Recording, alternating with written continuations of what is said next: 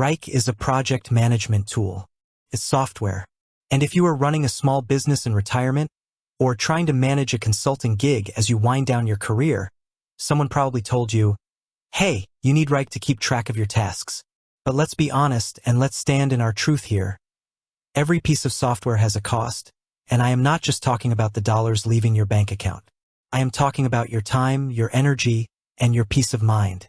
At this stage in your life, you cannot afford to waste any of those three things.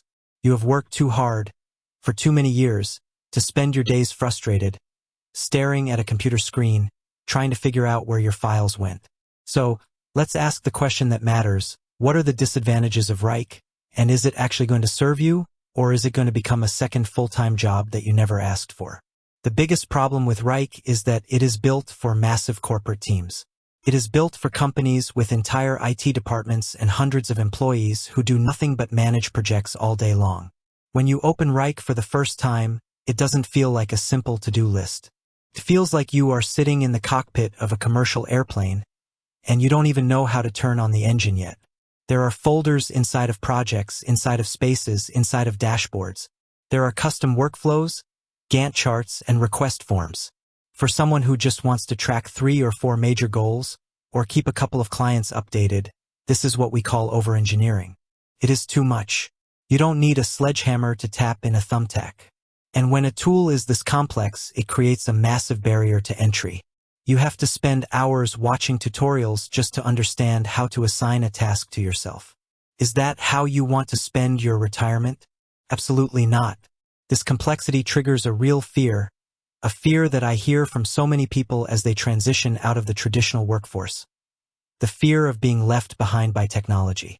You open a program like Wrike, you look at all the buttons and you think, maybe I just can't handle this anymore. Maybe the business world has moved past me. Listen to me. That is a lie. You are not incapable. The software is just poorly designed for your specific needs. But that fear is dangerous because it paralyzes you. It makes you give up on your projects, or worse, it makes you feel like you are failing before you even start. The fear of technology shouldn't keep you from launching that consulting business or managing your retirement properties. If a tool makes you feel stupid, it is the tool's fault, not yours. Wrike has a habit of making people feel overwhelmed because it forces you to adapt to its way of thinking, rather than adapting to your way of working. You have to ask yourself, am I going to actually use this? Or am I buying into a fancy sales pitch? Wrike loves to show off its automation features. They tell you that the software will automatically shift deadlines and send notifications to your team. But here is the catch. Someone has to set up those automations. Someone has to maintain them. If you change one date and you haven't set the system up perfectly, it can cause a domino effect that messes up your entire schedule. Suddenly, you are spending more time managing the software than you are managing your actual business. That is a negative return on investment. Another major disadvantage is the cost structure. Wrike has a free version, but it is heavily restricted. The moment you want to use the features that actually make Wrike useful, like Gantt charts, custom fields, or shareable dashboards, you have to upgrade to their paid tiers. And Wrike charges per user per month, often billed annually. If you are on a fixed income, or if you are managing a tight budget for a new startup, those subscription fees add up fast. And if you ever want to bring in a virtual assistant or a partner to help you for just a few weeks, you have to buy another seat. You are locking yourself into an ongoing expense for a system that you might only be using at 10% capacity. Why would you compromise your financial security for features you do not need? So, what is the actionable takeaway here? How do you protect your time and your money? First, you need to audit your actual needs. Sit down with a piece of paper, yes, paper, and write down exactly what you need to track. Do you just need a list of dates? Do you just need a place to store client emails? If the answer is simple, then your solution must be simple. Second, if you realize Wrike is too heavy, look at the alternatives that respect your time.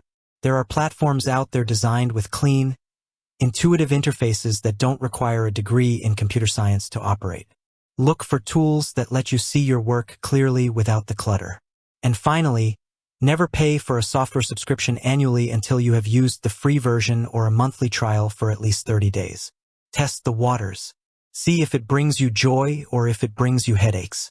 If it causes you stress during the trial period, cancel it immediately. Do not look back. Your retirement years are your power years. This is the time when you should be doing the work you love on your own terms without the corporate bureaucracy.